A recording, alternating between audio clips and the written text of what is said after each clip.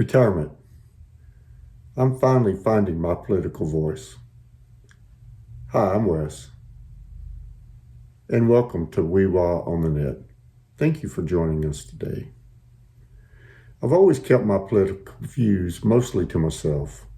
After working in the corporate world for so long, I learned that talking politics can be a bit tricky. It's like, the company, they discourage or don't even want to hear about people's personal opinions, especially if they differ from the companies. But I was lucky. I worked for companies that had strong moral values and really good corporate cultures. But over time, I started to see some changes. That entrepreneurial spirit that made those companies great was starting to be pushed aside for groupthink. There got to be a lot of company politics within the company and decisions that were starting to be made at the top level, not at the local level. I believe that many of the best decisions are made here locally. You can actually talk to the customers and understand their needs. However, the trend, it seems to be corporate knows best. And it's not just business. It's like more and more decisions, they're being made in Washington, D.C. By the political elite. And they're not always making the best decisions. As I've seen it happen in business, and now I'm afraid it's happening in politics too. Maybe it always has. It's like they're driven by political gain, groupthink, and of course money, and not what's best for the American people. It's sad because decisions would be better made at the local level, where you could actually understand the problem and understand how the people are affected. But they're being made by politicians and bureaucrats who, they don't even know where West Texas is.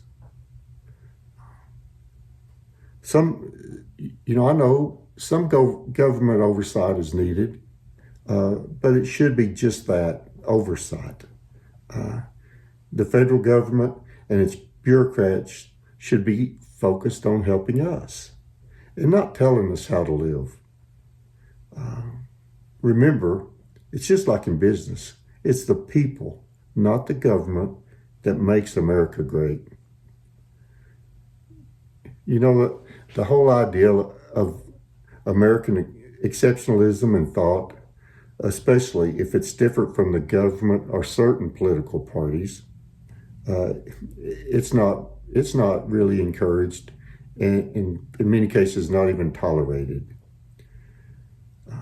Even my neighbor, he doesn't want to hear my political opinions if they differ from his. It's like we're all living in our own little bubbles. The debate of ideas in politics looks like it may be a thing of the past. So while I kept my political views to myself, I now regret not being more vocal. I'm hopeful things will change. But I realize not until we start expressing our views, nothing will change. Just voting, it's not enough. We need to speak up, call or write our elected officials, and let them know what we think.